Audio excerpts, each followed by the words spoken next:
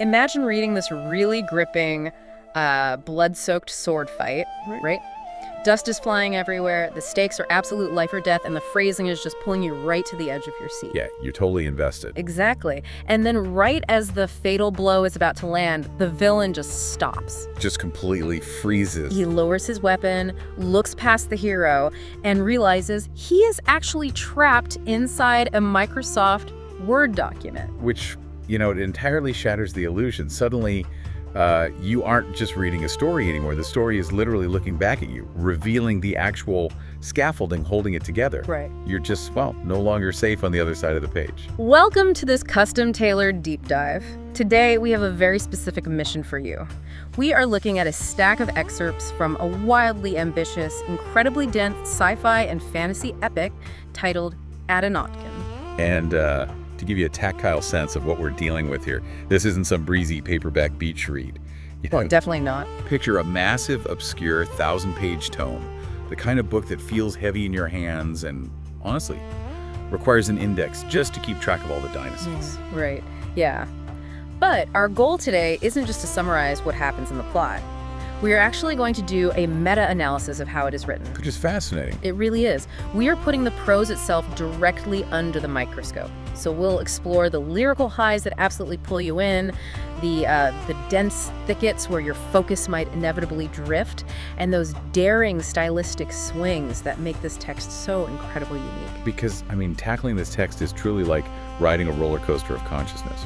It demands your full, undivided attention. It really asks a lot of you. It does. And when you give it that attention, it rewards you with these brilliant, almost hallucinatory images. But it also isn't afraid to occasionally overwhelm you with esoteric philosophy. Yeah, that's for sure. So it adds some massive amount of you as a reader, but the architectural payoff at the end is really substantial. Okay, let's unpack this. Because when this writing is good, it is undeniably gripping. Let's start with the prose, the exact moments where the prose just sinks its hooks into you and refuses to let go. Right, those really cinematic moments. Exactly. We have this opening battle sequence where Captain Mummius faces off against a Blackguard commander, a character named Tenhut. And the phrasing the author uses here is just so rhythmic and deliberate. Oh, the word choices are amazing. Yeah. There's a line describing the combat where the author writes that the clash of sword and steel was offensive to the great knight. Wow, see, that is a striking use of personification. The night sky isn't just a backdrop there, right? It is an active participant that is morally offended by the violence of men. I love that. It elevates a standard physical confrontation into something that feels almost mythic, like the universe itself is watching and judging these characters. And it creates this incredible poetic rhythm. It's not just, they swung their swords and fought hard. The text describes Mummius deftly fighting by introducing heads to sky, bodies to sand. Heads to sky, bodies to sand. That's so visual. Right. It reads like a highly stylized, slow-motion action sequence in a graphic novel, or maybe the choreography of a visually stunning sci-fi blockbuster film. Yeah, very cinematic. But what really stands out to me is how the author paints the environment. You have these sweeping visual contrasts.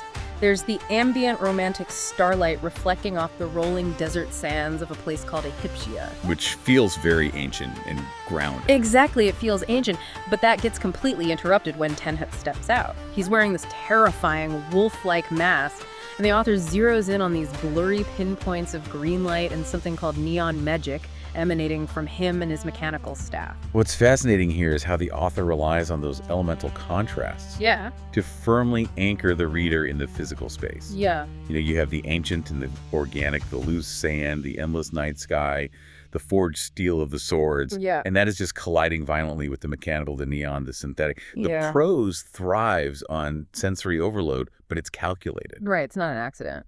Exactly. The author makes sure you don't just see the visual of the fight. You are basically forced to feel the humidity of Tenhut's mechanical, hissing breath. That's a great point. It's an aggressive use of sensory details to make sure the reader isn't just skimming, and that's just the gritty, ground-level combat. Right, it gets wilder. Way wilder. The text completely shifts gears stylistically when the characters leave the desert and descend into the dark lands of Sunhell. The environment down there is described in these awe-inspiring, almost psychedelic terms. Yes, psychedelic is the perfect word for it. Right. The cosmos above becomes a symphony of 1,000 colors, and space itself is described as dilating waves of excitement. It is a profound tonal shift. We move from the tactile grit of sand and steel to a landscape that feels, well, fundamentally untethered from standard physics. The vocabulary literally expands to match the new environment. Right, it's an absolute feast for the senses, but it kind of makes me wonder, is it the action itself that pulls us in, or is the author using this almost musical obsession with light and color to just distract us into staying hooked? How do you mean? Well, you could argue the plot itself in these moments is fairly straightforward, but the dressing is so elaborate you just can't look away. Ah, I see. I'd say it's the synthesis of the two. And the author uses color and light not just as set dressing, but to create actual emotional resonance. Okay. When the neon green of Tenhit's eyes cuts through the natural darkness, it's not merely a cool visual. It functions as the physical manifestation of an alien, unnatural threat corrupting the natural world. That makes a lot of sense. The lyrical quality of the action sequences works because it elevates a simple territorial dispute or a sword fight into a cosmic event. You literally feel the cold sting of the Darklands because the prose itself becomes cold and vast. So as a reader, you're absorbing the world building subconsciously through the adjectives, rather than just waiting for the author to hand you a map. Precisely. But that sheer ambition, that relentless desire to elevate everything to a cosmic philosophical level, well, that brings us to the double-edged sword of this text. Uh-oh. Here we go. Because the exact same ambition that makes the world feel vast and mythical is exactly what occasionally pushes the reader away. Oh, we absolutely have to talk about the density. Because reading these sections feels like driving a sports car on a sleek, scenic highway and suddenly hitting a deep swamp of quantum physics. That is a very accurate metaphor. You go from this gripping sensory high straight into the mud. The prose becomes incredibly thick, and it demands a completely different kind of reading. It is a jarring pacing shift, for sure. And it requires the reader to constantly recalibrate their brain. Thick is honestly an understatement here. We hit these areas that are heavily reliant on abstract, esoteric terminology. The text throws phrases at you like microbial state of observation, Right. or the quantum microbial world, a Varan law, and multidimensional spheres. And my main issue here is that the author doesn't really pause to hold your hand and define these things. Yeah, that is the brilliant but frustrating part of the world building. What even is Avaran law? I have no idea. Well, based on the context clues, it's essentially the universe's foundational physics. It governs how reality operates at a baseline level. But the author assumes you already have a PhD in it. Definitely stalls the plot's momentum. You have these lengthy, sprawling philosophical debates that just bring the action to a screeching halt. Yeah, completely. Characters like Atanishkan, Tenhut, and Jazz will just stand in a throne room debating the progenitor of consciousness. Or you have the alien dreadnoughts entirely pausing their narrative arc to discuss the concept of a hive mind and the underlying nature of reality as a simulation. Okay, I have to be honest and push back on this approach a little. I hear your point about the world building, but as a reader, I don't care about 11-dimensional concepts if I am losing my connection to the characters. That's fair. Is the author just showing off a massive vocabulary here? Is this impenetrable dialogue actually necessary, or is this just poor editing masquerading as high art? Because this is exactly where my focus drifts. I start losing the thread. That is a very valid critique. Yeah. And it is arguably the central tension of the entire book. It is alienating. But if we look at the why the author is actively making this a specific stylistic choice, it starts to make structural sense. Okay, I'm listening.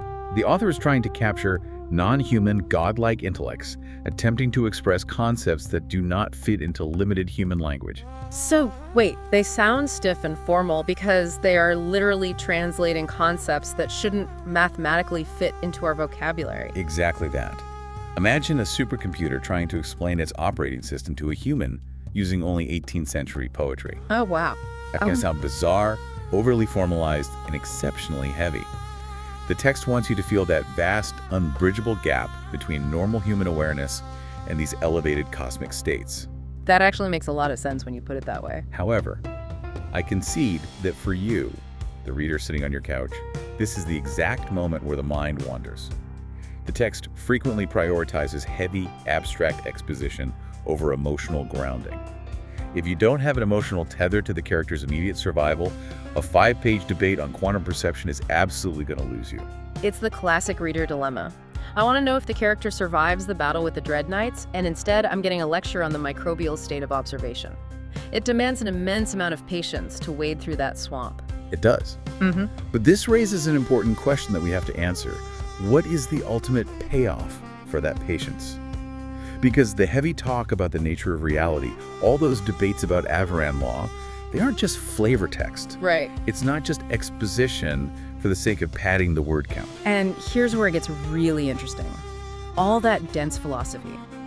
The constant, seemingly stalled debates about the architect of reality and the progenitor of consciousness, it was actually meticulously preparing the reader for the text's most shocking structural twist. That's exactly. A literal physical breakdown of the fourth wall. The author lays all of that philosophical groundwork so that when the narrative reality eventually shatters, it feels earned, rather than just playing out like a cheap avant-garde trick. And shatter it does. Bro. We reach this climax of the writing's ambition, and it is a massive swing. Tenhut, our menacing, neon-eyed Blackguard commander who's just fighting in the desert, enters this gray and blue room. But it's not a throne room. No, it's not a magical cavern either. He encounters a being called the Novelist, a being dressed in mundane formal attire, typing on a keyboard, staring at a screen that displays black symbols on white light. The creator and the creation suddenly occupying the exact same physical space. Wait, so the author literally turns the text into a user interface. Tenhut looks at the wall and sees holographic text scrolling by. He realizes he is inside something called Document 8. Document 8, it's so jarring. And the novelist flat out tells him, I have only given you form to tell a story. That entirely changes the stakes of the battle we read in the first chapter. Absolutely. It's like an audio-visual glitch in the text, like realizing the Matrix isn't made of cool, glowing green code tumbling down a screen, but of a literal, mundane word processor from the 1990s. And the brilliance here is that the prose itself fundamentally alters to reflect this breakdown of reality. The mechanics of the writing change. Yes.